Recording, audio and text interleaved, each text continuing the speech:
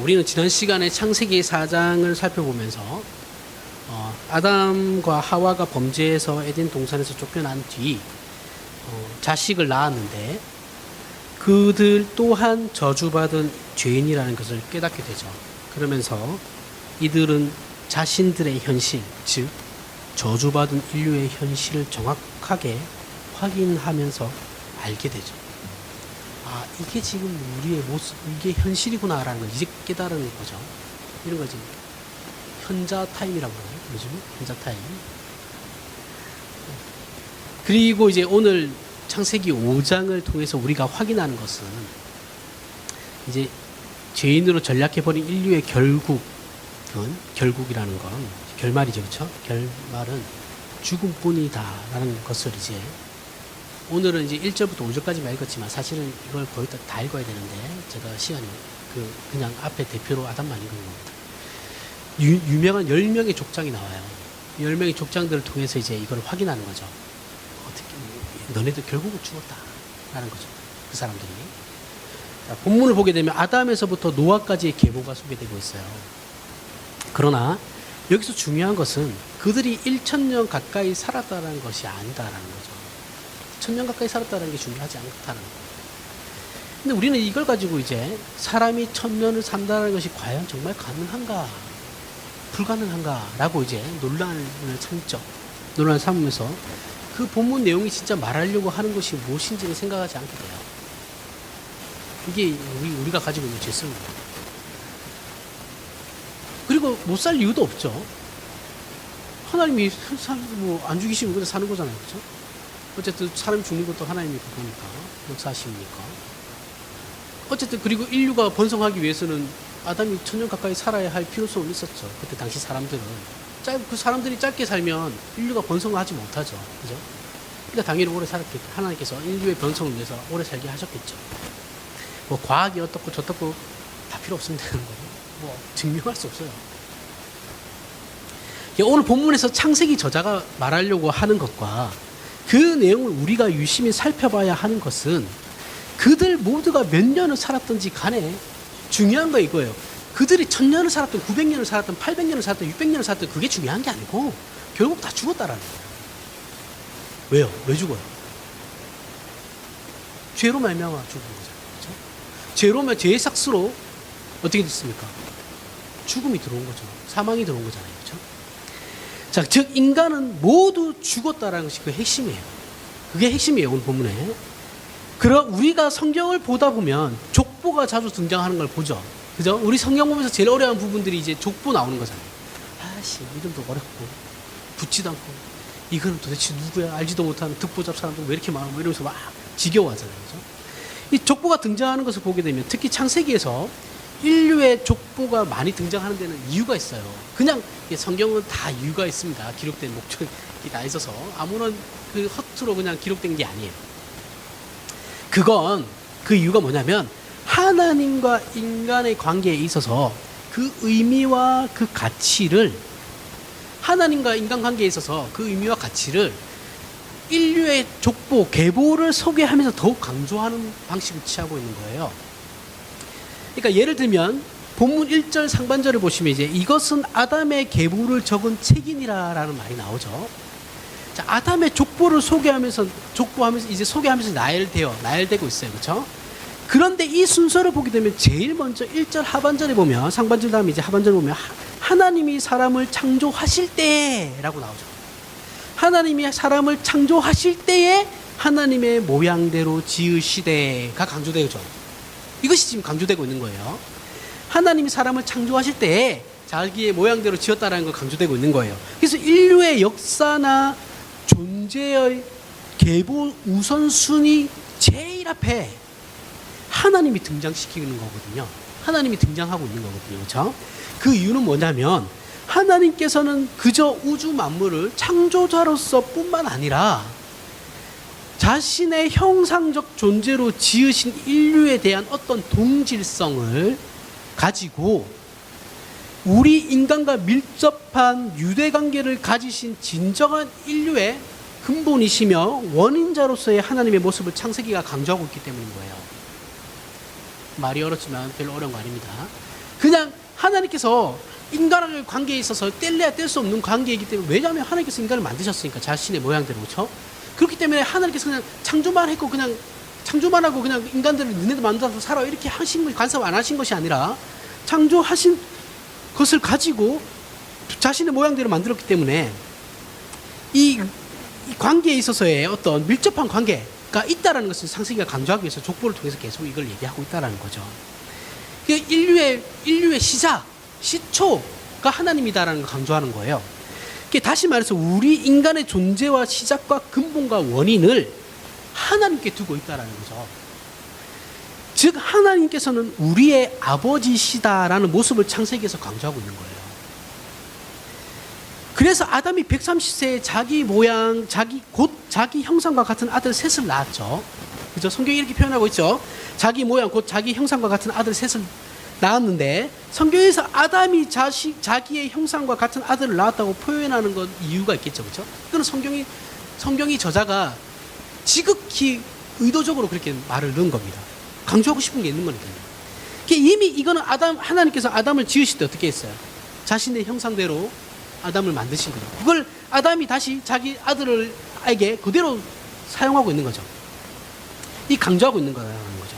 하나님의 형상대로 지음받았다는 인간을 강조하기 위해서 아담이 셋을 낳았을 때 그대로 표현을 사용하고 있는 거예요. 아담이 자신의 형상과 모양의 아들 셋을 낳았다라고 얘기하고 있다는 거죠. 이것은 인류의 시작은 우연으로 발생한 게 아니다라는 거예요. 우연이라는 어떤 필연성으로 말미암아서 이 세상이 만들어진 게 아니다라는 거예요. 그걸 강조하기 위해, 야, 그냥 생긴 게 아니야. 내가 의도를 가지고 너희들을 만든 거라고. 요거 강조하는 거라는 거죠. 그리고 내가 그렇게 너희를 만들었으니까 내가 너희 아버지가 되는 거야. 이렇게 얘기하는 겁니다. 엄연히 하나님으로부터 이 세상과 인류가 발생했다는 것을 아담의 족보를 소개하면서 우리에게 확인시키고 계시는 거죠. 이렇게 함으로써 성경은 하나님께서 인류에 대하여 어떤 위치와 어떤 관계를 가지고 계시는가 우리에게 가르치는 거예요. 그러니까 하나님이 인류에게 있어서 아무런 그런 의미가 없는 존재가 아니고 우리에게 있어서 어떤 존재인가를 그 의미를 부여하고 있다는 거죠. 당연히 긴밀한 관계일 수밖에 없겠죠. 그렇죠? 하나님께서 우리를 만드셨으니까. 자, 이것은 신약성경 마태복음과 누가복음에 등장해도 이제 족보가 등장하죠. 마태복음과 누가복음에 족보가 등장하는데 예수님의 족보에서도 이게 동일하게 등장하는데 마태복음 1장의 족보와 근데 누가복음 3장의 족보가 약간 차이점이 있습니다. 마태복음의 족보는 근원에서부터 후대로 내려가요. 그러니까 하나님으로부터 예수님이 오시기까지 족보로 내려가죠. 그렇죠? 근데 누가복음의 족보는 후대에서부터 하나님으로 올라가요. 거꾸로 가는 거예요. 예수님으로부터 하나님까지 올라가는 거예요. 예를 들어서 이제 누가복음 3장 23절, 24절을 보면 제가 읽겠습니다. 이건 예수님께서 가르치심을 시작하실 때에 30세쯤 되시니라. 사람들이 아는 대로 요셉의 아들이니 요셉의 위는 헬리요, 그 위는 마따시요, 그 위는 레위요. 이렇게 족보들이 거슬러 올라가면서 38절에 보면 그 위는 에노스요, 그 위는 셋이요, 그 위는 아담이요, 그 위는 하나님이시라. 이렇게 끝납니다. 인간의 근원이 하나님이시다라는 것을 말씀하고 있는 거죠.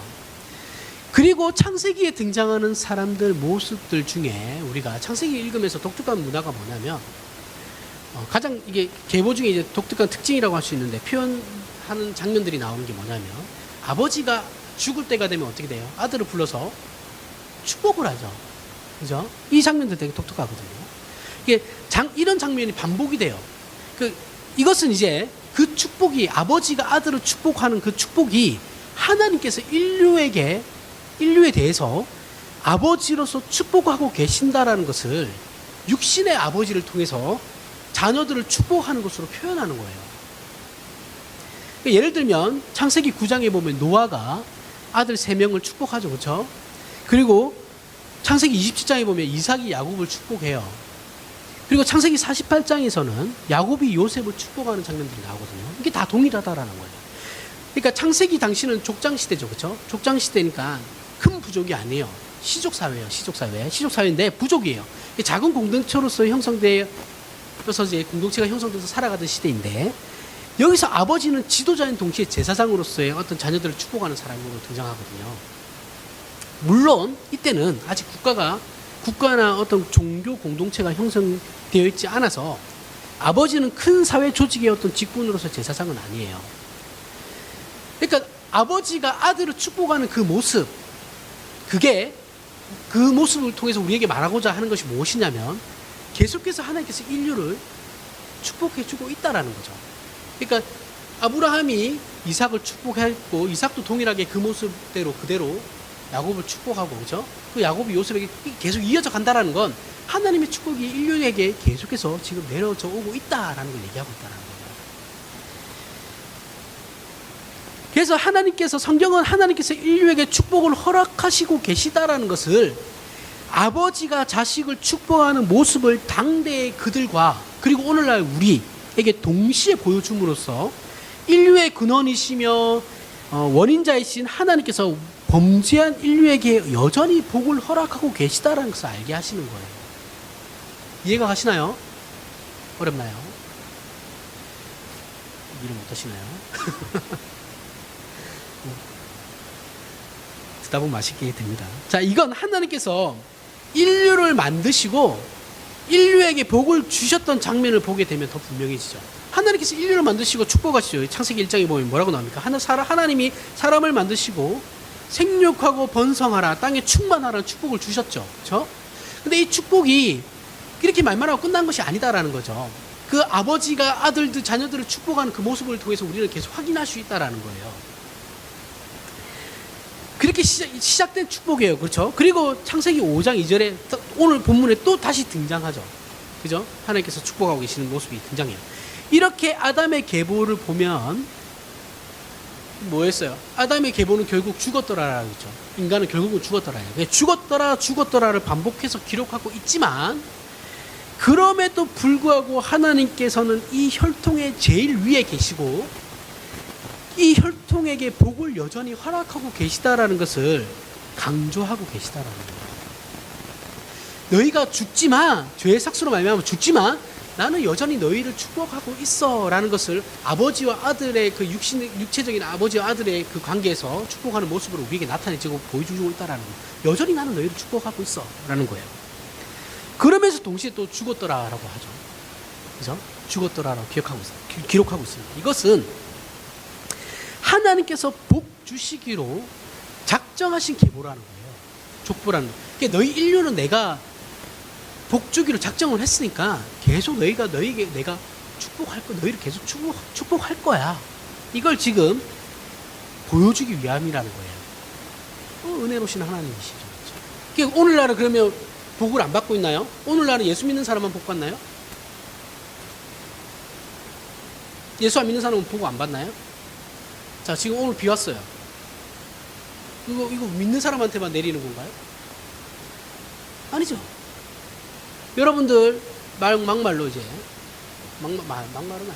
여러분들 사회에서 열심히 살아요. 열심히 사는 만큼 어떤 대가가 있죠. 그죠?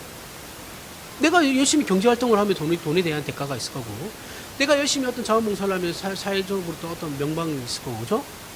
이런 게 있단 말이죠. 이거는 하나님의 복이라고 우리는 생각 안 하죠. 내가 노력한 거니까, 그죠? 근데 이것도 하나님의 복이에요. 하나님께서 우리에게 주신 일반은 총안에 다 들어가는 거예요. 모든 사람에게 주시는 복이 있고, 선택된 자들에게 주는 복이 또 있죠. 그걸 이제 특별은총이라고 하죠. 예수 믿는 게 특별은총이죠.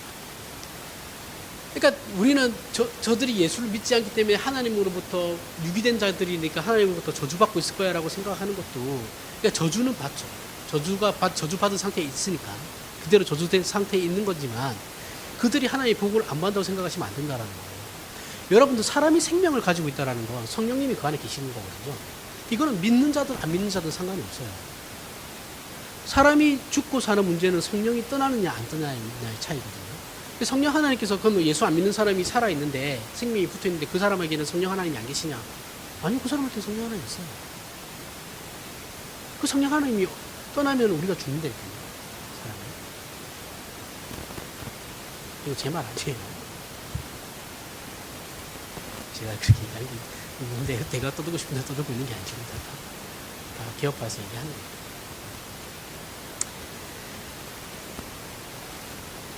그러니까 그래서 사람에게 너는 인간도 아니야 라고 말을 하면 안 된다. 그 사람이 예수를 믿든 안 믿든 그 사람에게 사람을 모욕적으로 대하면 안 된다.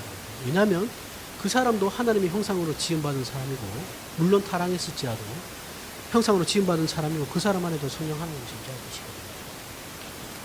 그래서 사람을 인격적으로 대해야 돼요.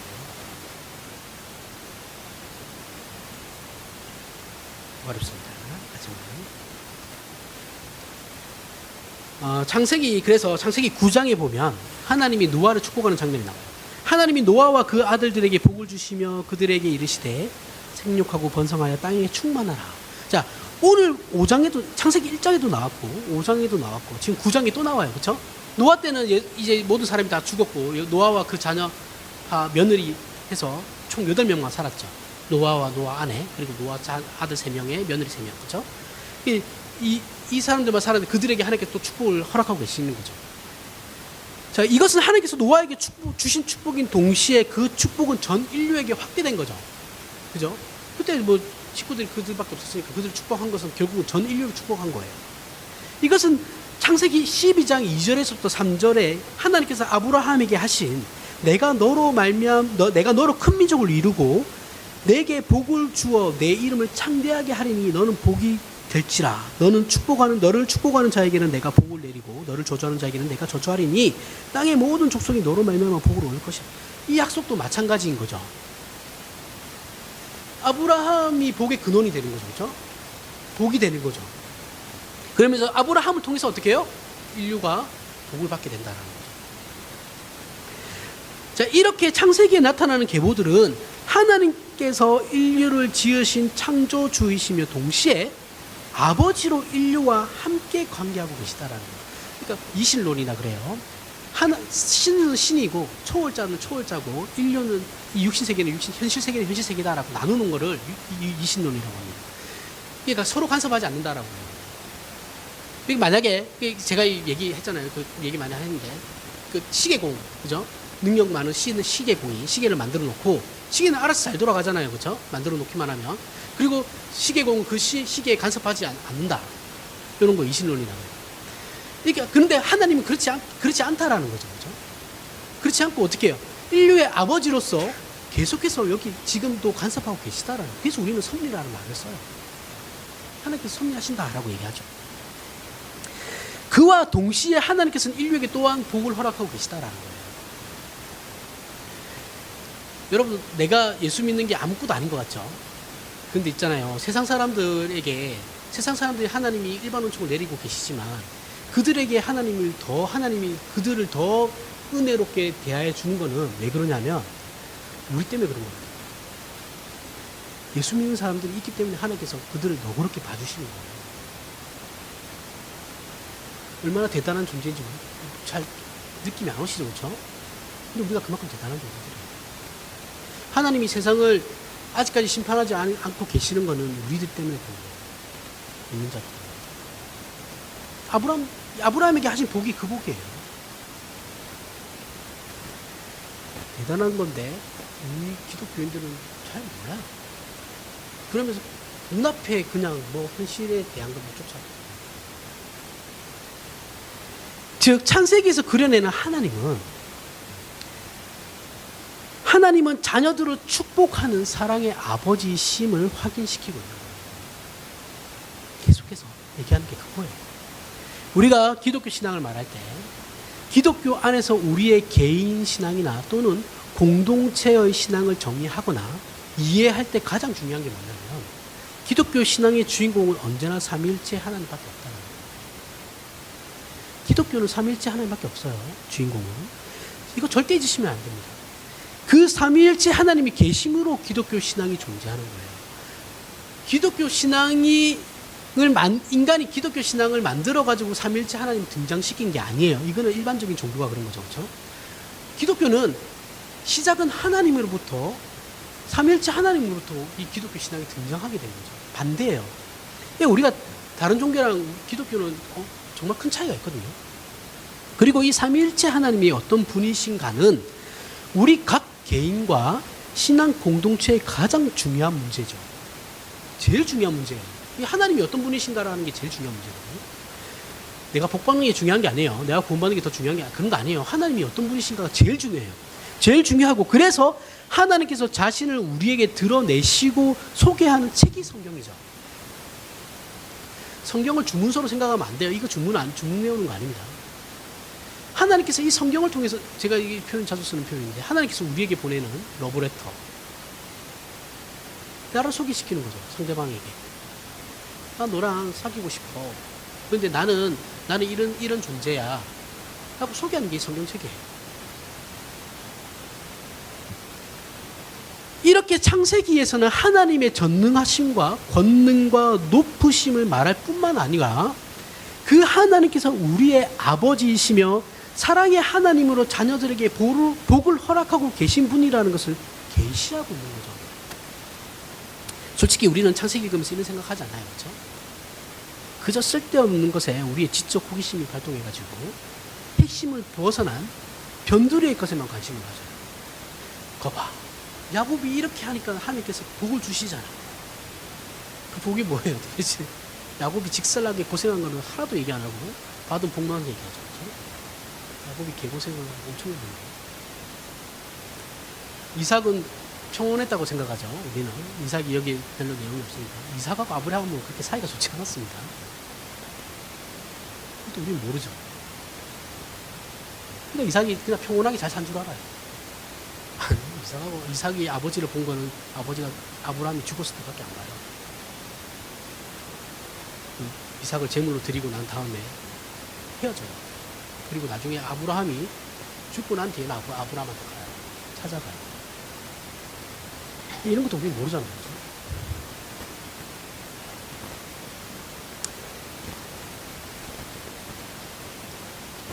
성경이 말하려고 하는 의도와 그리고 내용과 의미를 바르게 알아야 된다는 거죠. 호세아 4장을 한번 볼게요. 우리 호세아 한번 찾아볼까요? 호세아 4장 1절.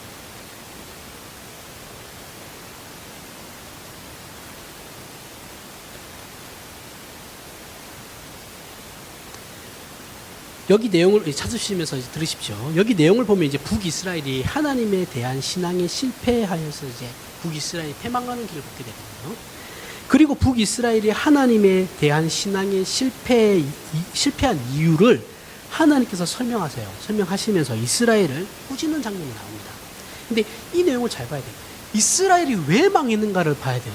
이스라엘이 어떤 종교적인 행위를 열심히 하지 않아서 망한 게 아니거든요. 그거 아니에요. 그래서 망한 게 아닙니다. 남유다도 마찬가지예요. 종교적인 행위를 열심히 하지 않아서 망한 것이 아니고, 동일해요. 나중에 망하는 거 보면, 예레미야서나 이렇게 남유다 망하는 것도 보면 북이스라엘과 동일한 하나님께서 이유를 들어요. 그게 뭐냐면 이런 내용이죠. 하나님께서는 이스라엘 꾸짖으시는데, 이스라엘 자손들아 여호와의 말씀을 들으라. 여호와께서 그 땅 주민과 논쟁하시나니 이 땅에는 진실도 없고 인애도 없고 하나님을 아는 지식도 없고, 이렇게 꾸짖으세요. 이것 때문에 망한 거거든요. 지금 하나님께서 이스라엘에게 너희가 거짓말했다, 너희가 살인을 했다, 안식일을 지키지 않았다, 제사를 드리지 않았다, 부정하고 더럽게 산다, 이런 것 때문에 화를 내시면서 꾸중하시는 것이 아니에요. 하나님께서 북이스라엘에게 꾸중하시는 내용은 너희는 진실도 없고 인애도 없다, 이것 때문에 꾸짖으시는 건데, 이거의 결과를 어떤 식으로 도출하고 계시냐면, 그게 결국 뭐냐면 너희는 나를 아는 지식이 없어. 그러니까 너희는 결국 나를 모르는 거야. 글로 가신다는 거야.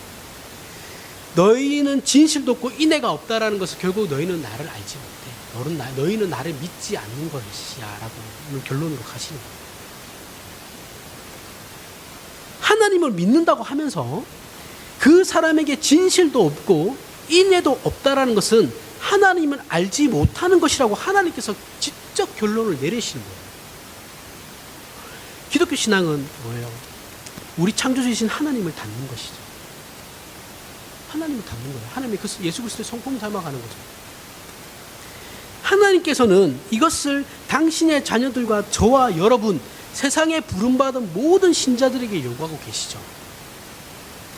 그리고 이것은 우리 모든 신자들의 책임인 동시에 특권이죠. 여러분, 뭘 열심히 하라고 하시지 않아요. 하나님께서 뭘 가서 이걸 열심히 하고 저걸 열심히 하고 그걸 원하시는 게 아니다. 하나님 예수 그리스도를 닮아가는 걸 원하시는 거지. 그런 걸 원하지 않아요. 많은 일을 하라고 하지 않아요. 이것을 우리는 하나님을 아는 것이다라고 하죠. 하나님을 닮는 것, 예수 그리스도를 닮아가는 것, 그걸 우리는 하나님을 아는 것이다라고 합니다. 이게 우리 특권이죠. 이때야 비로소 우리는 내가 그렇게 됐을 때 비로소 우리는 하나님을 아버지로 알고 섬기게 된다라는 거예요. 이스라엘뿐만 아니라 인류 역사 속에서 기독교 신앙은 실패를 많이 했죠. 그리고 기독교 신앙의 모든 오해, 이거는 끝이 없어요, 진짜.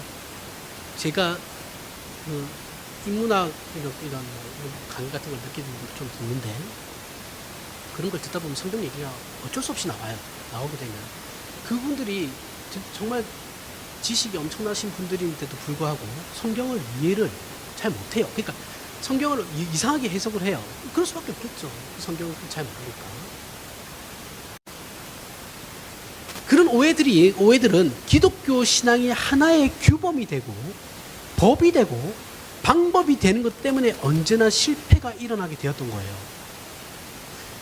기독교 신앙은 그저 종교 행위나 열심히 하고 교회나 사회에서 봉사나 열심히 하는 것을 기독교 신앙이라고 하지 않아요.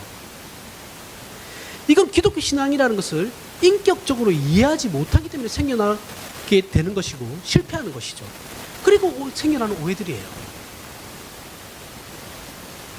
하나님을 아버지로 이해하고 아버지로 믿고 아버지로 사랑하고 아버지의 자녀로서 우리가 반응해야 하는 일들을 놓치게 되면 기독교 신앙은 무조건 이쪽으로 가게 돼요. 오해와 실패로 가게 돼요. 이런 거죠. 하나님이 우리에게 요구하는 건, 야, 그래, 예배 열심히 드리는 거 알겠고, 너 그거 다 나한테 열심히 하는 거 알겠는데, 교회 열심히 하고 하는 거 다 알겠는데, 근데 나하고 너하고의 어떤 관계에 있어서 아무런 관계도 없이 그냥 행위만 있는 거는 하나님께서 그런 거 원하지 않으신다라는 거죠. 정말 사람은 하나님을 아버지로 생각하고 하나님은 늘 우리를 자녀로 생각하시니까. 그러니까 내가 너의 아빠가 되기를 원하고 그러한 부자 관계 속에서의 어떤 관계성을 요구하시는 건데 그건 없고 그냥 뭐 도리만 하지 뭐 이런 식의 어떤 던지시는 식의 그런 신앙생활을 하나님께서 원하지 않으신다는 그런 신앙생활을 백날 열심히 해보세요. 그거 하나님하고 아무런 관계도 없는 거예요.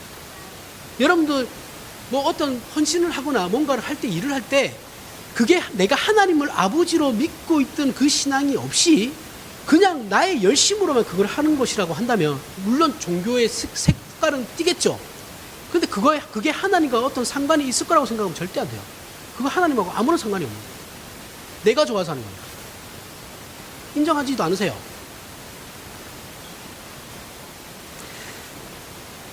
그래서 이런 오해와 실패들은 결국 기독교를 어떻게 만드냐면 신비주의로 가게 만들죠. 그리고 기복주의로 가게 만들고 인과적 관계의 신앙으로 가게 만들어요. 내가 뭔가를 했기 때문에 하나님께서 나에게 뭔가를 주실 것이다. 이해관계로 가게 되어버리는 거죠. 부자지간에 이해관계가 생겨버리면 제가 전에도 여러 번 얘기했죠. 그렇죠? 그 관계는 끝난 거죠. 그렇지 않나요? 부자지간에 계산적이면 안 되잖아요. 부모하고 자식 간에. 물론 빌려준 돈은 꼭 받으십시오. 반드시 받으셔야 됩니다. 이렇게 끌고 가게 된다는 게 왜냐면 그렇게 끌고 가게 되는 이유가 뭐냐면 우리는 죄성으로 말미암아 형성된 종교성을 가지고 있거든요. 타락한 종교성을 가지고 있어요. 그러니까 우리가 믿고 있는 신앙을 제대로 이해하지 못하면 우리는 저절로 그렇게 가게 돼요. 오늘날 기독교가 왜 이렇게 썩었겠어요? 왜 이렇게 많은 문제들이 생각 없이 신앙을 하게 되면 그렇게 저절로 흘러간다니까요. 우리는 호세아에서 하나님께서 북이스라엘이 신앙에 실패한 이유로 말미암아 말씀하신 진실도 없고 인애도 없다라는 말씀을 기억하셔야 돼요. 이것을 굳이 율법적으로 표현을 하면 이런 겁니다. 거짓말하지 말라, 도둑질하지 말라, 살인하지 말라가 되겠죠. 그죠? 굳이 표현하면 진실도 없고 인애도 없는 거니까. 인애는 사람 사랑하는 마음이 없는 거잖아요. 그죠? 그런데 이 내용을 다시 신약시대 예수님께로 가져가게 되면 예수님이 가르치시고 정의하신 하나님을 사랑하고 이웃을 사랑하라와 내용과 동일한 것이 되죠. 그죠? 너희는 진실도 없고 인애도 없다라는 건 결국 예수님이 말씀하신 너희 이웃을 네 몸같이 사랑하지 않는다라는 거죠. 그죠? 내 이웃을 내 몸과 같이 사랑하지 않는 것. 이건 기독교 신앙을 분명히 어떤 규범화시키거나 방법으로서의 신앙하는 것이 아니다라는 것을 예수님께서 말씀하고 계시는 거죠. 예수님께서 왜 하나님 사랑과 이웃 사랑이라는 것으로 율법을 정리하셨겠네요. 그 많은 율법의 규칙들을 다 완성시켰다라는 것이 결국 하나님 사랑과 이웃 사랑이잖아요. 그러니까 기독교로 규범화시키지 말라는 거예요. 규범화시켜서 너희가 믿으려고 하지 말라는 거예요. 이해가 되시나요, 이거? 하나님께서는 우리에게 하나님에 대한 신앙을 주술적이거나 어떤 인과적이거나 이해 관계로서가 아니라 말 그대로 인격적인 관계로서의 신앙을 요구하고 계시다라는 거예요. 야, 내가 네 아빠라고, 내가 네 아버지라고, 왜 너희는 나를 아버지로 대접해주지 않아? 그 대접이라는 건 인격적인 관계를 얘기하는 거죠. 뭔가를 우리가 더 이렇게 공경 그런 의미보다. 왜 자꾸 너희가 무슨 복달 뭘 해달라고만 그거 말고 그래 그거 해줄게 해주는데 나를 좀 아버지로 생각해달라. 나를 좀 아버지로 생각해라 이거예요. 거기서 나오는 자발적인 철들라는 거죠. 그죠? 자녀가 철이 들면 어떻게 합니까? 부모에게 알아서 부모를 공양하죠. 그죠? 그러니까 적극적인 신앙, 자발적인 신앙을 원하신다라는 거예요. 여기에 더할 나위 없이 좋은 예가 욥기예요. 저번에도 한번 말씀드렸기 때문에 깊이는 안 들어가고 복습하는 차원에서 얘기해 보겠습니다. 욥의 내용을 보면 욥은 잘못한 것이 없이 잘 살아왔지만 어떻게 해요? 욥이 어려움을 겪게 되는 거죠. 고난을 받게 되는 거예요. 그래서 욥의 친구들이 위로한답시고 욥을 찾아와서 욥의 속만 뒤집어 놓죠.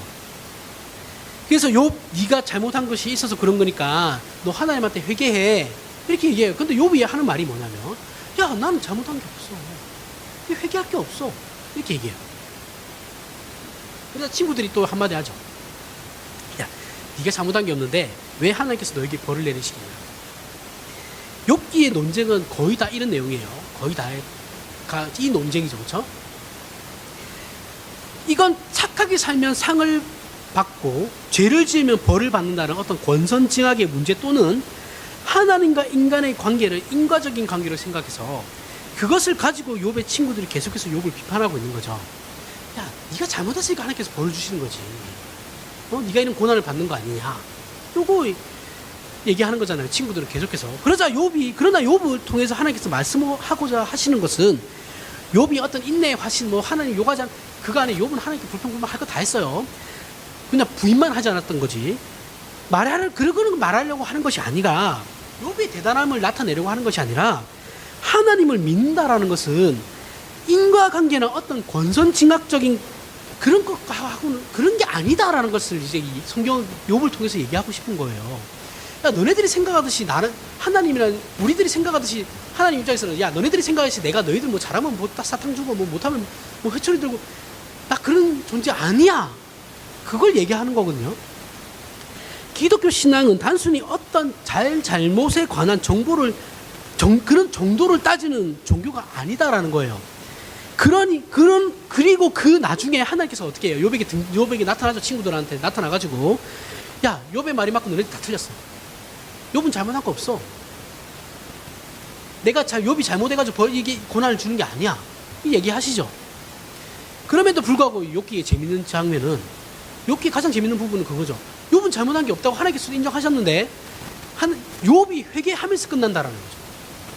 그럼에도 불구하고 욥이 잘못한 게 없지만 욥이 회개하면서 끝나요. 그럼 욥은 과연 무엇을 회개했냐라는 거예요. 뭐를 자기가 하나님 앞에 회개를 했냐라는 거죠.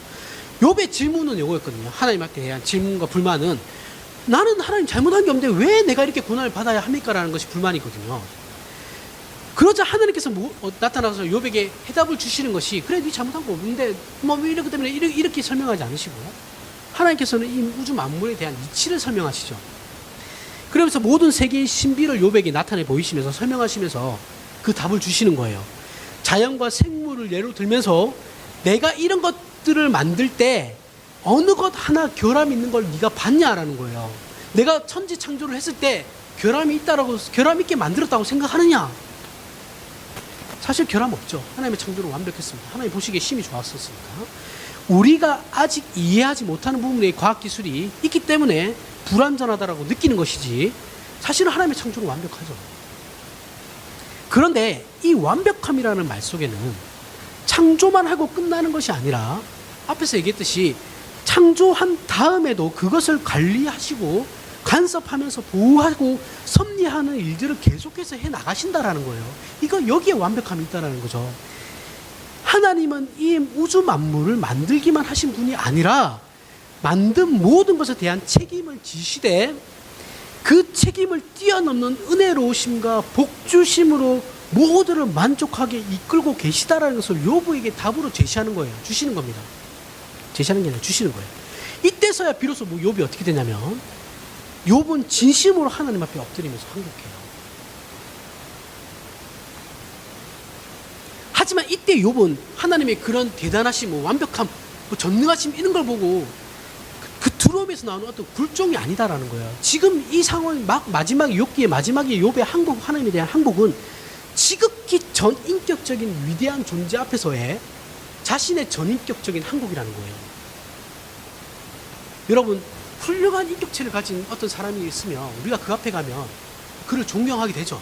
저절로 존경하게 돼요. 그렇죠? 그 앞에 그 사람이 뭐라고 안 해도 그냥 그에게 그래 당신 정말 대단하십니다라고 얘기하잖아요. 그 사람도 그렇지인데 하나님 앞에 욥이 정말 하나님의 진정을 알았을 때 그 욥의 자세가 어떻게 되나요?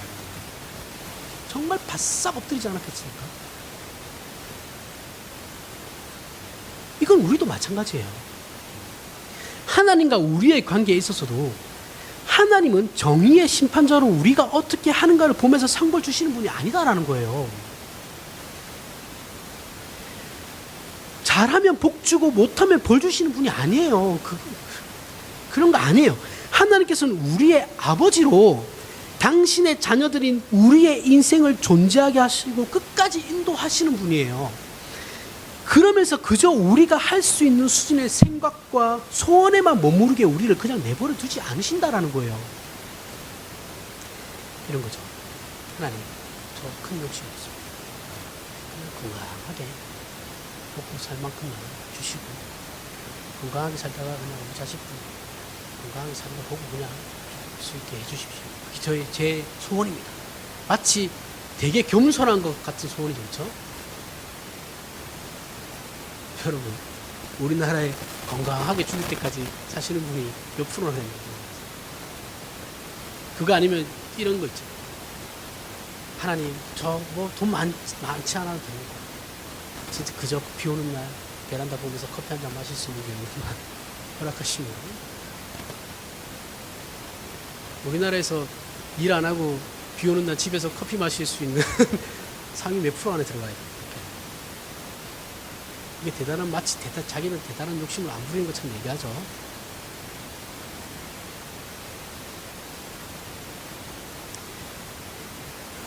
그건 우리 생각이에요. 하나님, 아니요, 저는 그냥 이만하면 됐습니다. 저 더 이상 안 할래요. 힘들어요. 우리 생각이에요. 하나님, 아닌데? 난 싫은데? 난 너 데리고 갈 건데? 난 너 데리고 갈 거야. 네가 내 자녀로서의 지금 이 수준에 머무르는 건 난 못 봐. 그거예요. 그러면서 어떻게 됩니까? 인생을 통해서 우리를 교훈하시고 끊임없이 설득해 가시는 거죠.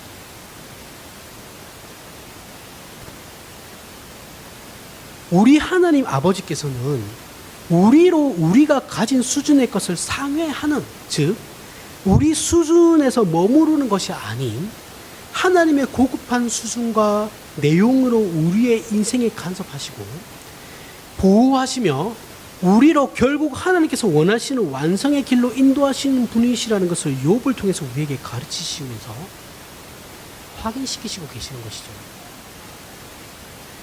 그러면서 욥이 나중에 뭐야? 이렇게 고백하죠. 내가 죽게 대하여 귀로 듣기만 하였사오나 이제는 눈으로 주를 배움나이다. 이게 욥의 회개거든요. 하나님께서 하나님이라고 이제 욥이 회개하면서 고백을 하는 것과 같이 우리에게도, 저와 여러분에게도 하나님께서는 동일하게 욥의 이 고백을 반드시 받아내실 거다라는 거예요. 여러분의 인생이 편하실 것 같습니까? 편안한 삶을 살을 것 같아요? 이걸 먼저 아는 사람이 복권자예요.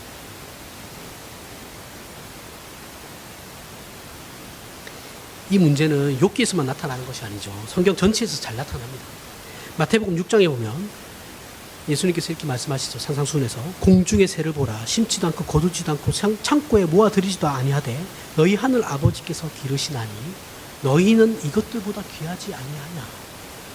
자, 이 내용은 사실 욥기의 내용을 예수님께서 한 구절로 집대성한 거예요. 이 내용, 이 한 구절이 욥기의 전체 내용이에요. 하물며 너희 일까 보냐. 여기에서 욥이 자기가 하나님 앞에 엎드린 거거든요. 항복한 거거든요. 자기 스스로 하나님을 제대로 알지 못하는 것을 깨달은 거예요. 그리고 밑에 31절 32절에 보면 이렇게 나오죠. 그러므로 염려하여 이르기를 무엇을 먹을까 무엇을 마실까 무엇을 입을까 하지 말라. 이는 다 이방인들이 구하는 것이라. 너희 하늘 아버지께서 이 모든 것이 너희에게 있어야 할 줄 아시느니라. 자, 예수님께서는 우리에게 일어나는 그 어떤 일도 만일 그것이 최악의 일이라 할지라도 하나님께서 허락하지 않으신 것이 없고 하나님께서 간섭하지 않으신 것이 없으며 우리에게 유익이 되지 않은 일이 없다라는 것을 가르치고 계시다라는 거예요. 욥이 그렇게 고난을 받는 것이 하나님의 보호 아래 있던 거였고 하나님이 간섭하심이었죠. 그죠? 우리가 볼 때는 그렇게 안 보였지만 그러면서 욥은 결국 하나님이 어떤 분이시라는 걸 알게 돼요. 그런데 우리는 자꾸 욥과 같이 하나님 앞에서 벌받지 않을 정도의 최소한의 어떤 규범만을 지키면서 신앙생활을, 그게 기독교 신앙이라고 생각하죠. 주일날 예배 안 나가면 찝찝하니까 예배는 가자. 기도 안 하면 찝찝하니까, 밥 먹기 전에 기도 안 하면 찝찝하니까 기도해야지. 혹시 안 했다가 취하면 어떡해. 그죠? 헌금 안 했다가 나중에 하나님 내 재물 다 걷어가면 어떡해. 헌금 열심히 해야지. 하나님께서 원하시는 건 그런 게 아니라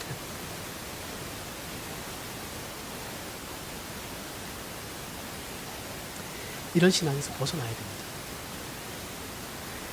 인간은 범죄하에서 저주받은 존재로 죽을 수밖에 없게 되었으나 하나님은 이렇게 죄를 지어 죽을 수밖에 없는 저주받은 그 족보에 복을 주셨고 결국 복으로 끝낼 것이다라는 거예요.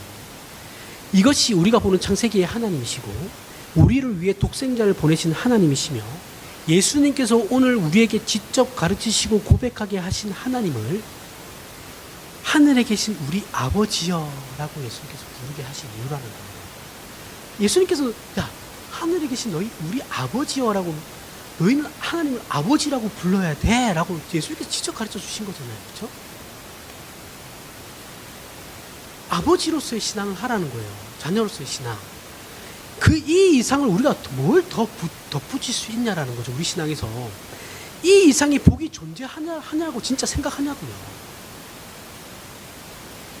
죽을 수밖에 없고 저주받은 인간을 하나님께서 자신의 자녀로 삼아 주셔가지고 끊임없이 간섭하고 계시는 이 인생에 어떤 것이 거기에 무슨 복을 더 덧붙이냐고요.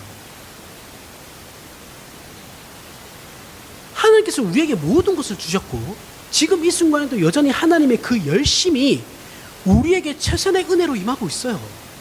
하나님께서 우리에게 약속하신 것과 배려하신 것에 무엇을 더 더하면 무엇이 더 부족하다라고 느끼시냐라는 거예요.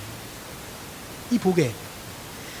여기에 무엇을 그럼 덧붙이면 우리가 하나님을 더 잘 믿으며 자신감을 가질 수 있을 것 같냐라고.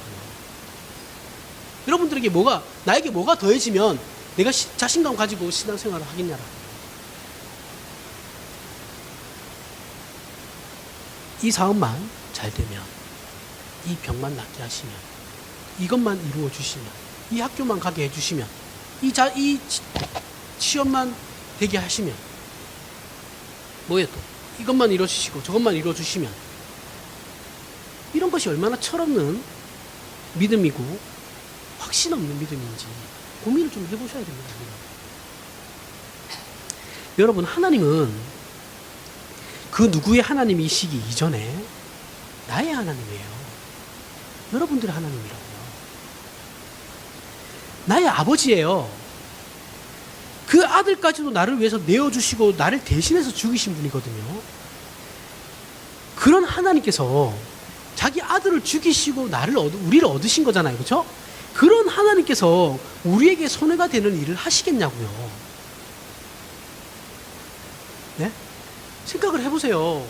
자기 아들까지 죽여가지고 이 땅에 보내가지고 죽였는데, 그러면서 얻은 사람들인데, 얻은 자녀들인데, 그럼 하나님께서 우리에게 손해가 되는 일들을 하나님께서 하시겠냐고요. 모든 것이 우리에게는 유익이 되는 거예요. 그래서 이 모든 것을 깨달은 바울은 내가 죽는 것도 유익함이다라는 스스로 고백을 하죠. 바울은 이것을 알았으니까요. 뭐 사정 알지도 못하면서 쉽게 그렇게 말할 수, 뭐 제가 그 사정 다 알 수는 없다지만 어쨌든 이건 제 말이 아니라 성경이 그렇게 약속을 하고 있다라는 거죠. 성경을 통해 하나님께서 이미 약속하고 있는 것이고 그 약속을 우리가 믿는 거예요.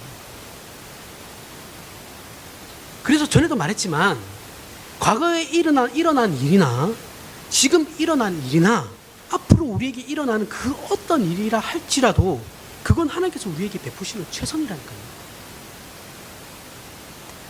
한 발짝 더 나아가 우리가 알아야 하는 이 은혜는 우리가 이런 하나님을 이해하고 항복하기 전에도 하나님은 이미 우리의 아버지셨다는 거예요.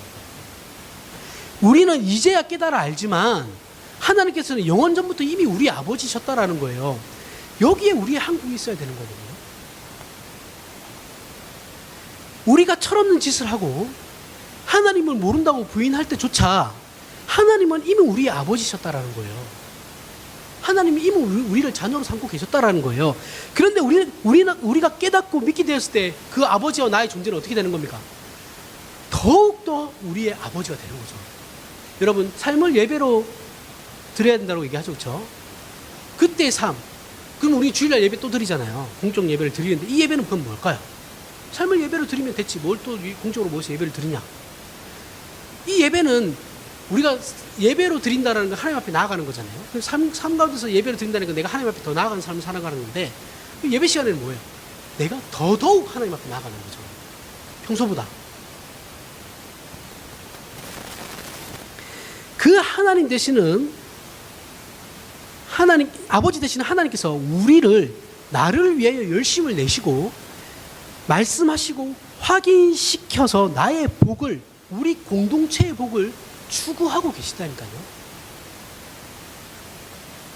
그래서 나로 말미암아 그 모든 것을 깨달을 때까지 어떻게 합니까? 끊임없이 설득하시고 오래 참으시고 기다리시고 있으시다는 것을 우리가 기억을 해야 된다는 거예요.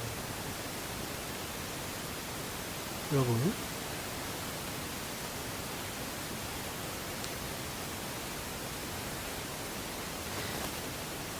우리는 이 모든 과정을 알고 이해하게 될 때, 우리가 이 모든 과정, 욥이 이제 막판에 이해를 하게 된 거죠.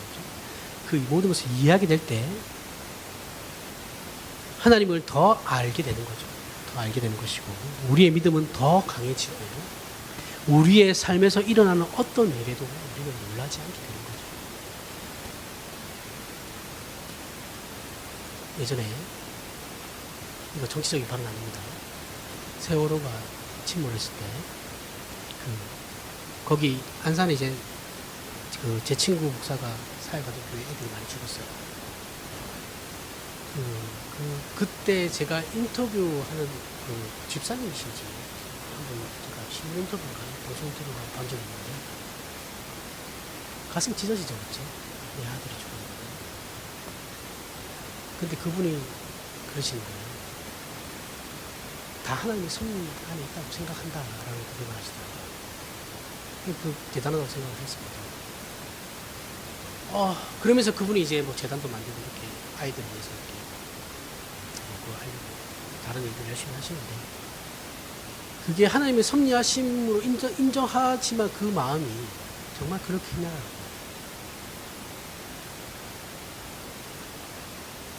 여러분, 죄송한데 이거는 정파적인 걸 다 떠나서 세월호 얘기를 그만합시다, 지겹습니다 얘기하는 건 사람도 아니에요. 아무 죄 없는 애들이 아무 죄 없다고 얘기해요. 아이들이 300명 넘게 죽었어요. 어른들의 잘못으로. 근데 지겹다고요?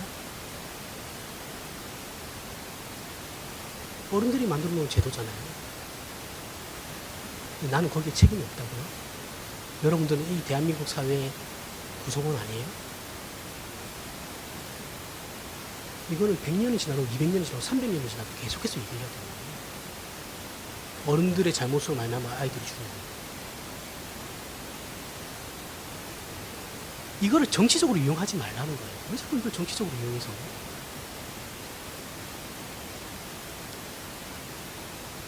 그분의 신앙을 제가 다 알지는 못합니다. 알지는 못하는데 어쨌든 그분은 그렇게 해서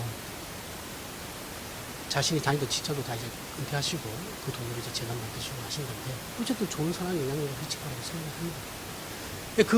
그 아이의 죽음이 자기 신의 아버지를 어쩌면 바꾼 거고, 그 가족을 바꾼 걸 수도 있겠죠. 그리고 그 주변에 사람들도 바꾼 것일 수도 있겠죠. 여러분, 세상에 빨갱이도요, 이런 말 별로 안 좋아하는데, 빨갱이도 그냥 죽어도 되는 사람은 없어요. 그냥 죽어도 되는 사람은 세상에 한 명도 없어요. 그런 식으로 생각하시면 안 돼요. 이상한 보수 기독교에서 자꾸 이상한 소리들을 하는데, 이상한 사람들입니다, 그 사람들 진짜.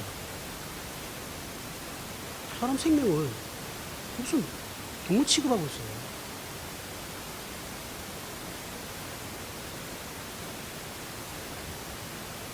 기독교 신앙은 그런 게 아니다라는 거예요. 자, 이런 믿음이 저와 여러분이 믿고 있는 기독교 신앙이에요.